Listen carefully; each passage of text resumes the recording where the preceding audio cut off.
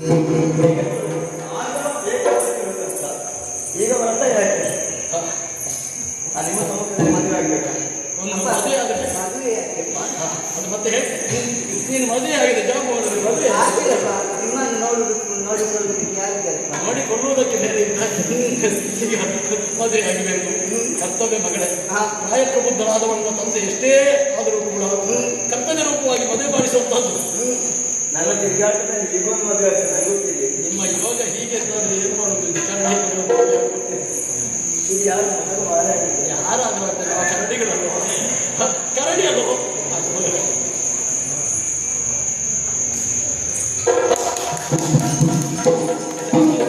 ಕೈಯಲ್ಲಿ ಹಿಡಿಯವರಿಗೆ ಯುಗಧರ್ಮಕ್ಕನುಸಾರವಾಗಿ ಕೊಂಡೊಯ್ಯಬೇಕು. ಆದ್ರೆ ಇಷ್ಟೇ ಅಲ್ಲ, ಒಂದು ದಾನ ಕೊಡುವಾಗ ಸ್ವಾಮಿ ಹೇಳಿದ್ದೊಂದು ದಾನ ಕೊಡುವಾಗ ಕವಳಿಗೆ ದಾನ ಕೊಡ್ತಾರೆ, ಅದರೊಂದಿಗೆ ಒಂದು ನಾಣ್ಯವನ್ನು ಹಾಕಿ ಕೊಡ್ತಾರೆ. ಹಾಗೆ ಮಣಿ ರಮಣಿ ಆ ತೊಟ್ಟಿನಲ್ಲಿರುವ ಪ್ರವೀಣ ನನಗೆ ಹಾಕಿ ಇದು ಹೀಗೆ ಸಿಕ್ಕಿದ್ದು, ಅದು ನನಗೆ ಉಚಿತ. ತಿರುಗಾಟದ ಸಂಗ್ರಹ. ನಿನಗೆ ಮದುವೆ ಮಾತ್ರ ಮಗುವೂ ಕೂಡ ನಾನು ಅರ್ಪಿಸಬೇಕಾಗಿದೆ. ಪ್ರಪಂಚದಲ್ಲಿ ತಿರುಗಾಟ ಮಾಡಿ ಯಾರು ಸಂಗ್ರಹ ಮಾಡಿದ್ದಾರೆ ಗೊತ್ತಿಲ್ಲ. ನಿಮ್ಮದು ತುಂಬಾ ಸಂಗ್ರಹ ಸ್ವಾಮಿ, ಎಲ್ಲವನ್ನು ಅರ್ಪಿಸಿದ್ದೇನೆ. ನಿಮ್ಮದು ಮತ್ತೆ ಎಲ್ಲ ಕಡೆಗೆ ತಿರುಗಾಟ ಉಂಟು. ಯಾವುದು ಉಂಟು? ಬಡಗಿನಲ್ಲಿ ನಿಮ್ಮಂಥವರ ಸಂಘ ಸಿಕ್ಕಿತ್ತು ಅಂತ ಆದರೆ ಧನ್ಯನಾಗುತ್ತೇನೆ ಸ್ವಾಮಿ. ಲಾಸ್ಯಕ್ಕಾಗಿ ಹಾಸ್ಯಕ್ಕಾಗಿ ಸಂತೋಷದಿಂದ ಮಾತನಾಡಿದೆ ಅಂತ ಅನ್ಯತಾ ಭಾವಿಸಲಾಗುತ್ತಿಲ್ಲ.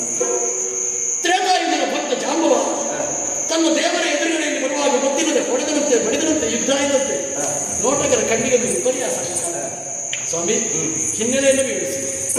ಆದರೆ ನನಗೊಂದು ಅಪವಾದ ಅಂತ ಹೇಳಿ, ಅಪವಾದದ ಹಿನ್ನೆಲೆ ಏನು ಅಂತ ಕೇಳಬಹುದೇ ಸ್ವಾಮಿ? ಒಂದು ಕಾರಣ ಉಂಟು. ಚೌತಿಯ ಚಂದ್ರನನ್ನು ನೋಡಿದವನಿಗೆ ಲೋಕದಲ್ಲಿ ಅಪವಾದ ಬರ್ತದೆ ಎನ್ನುವುದು ಪ್ರತೀತಿ.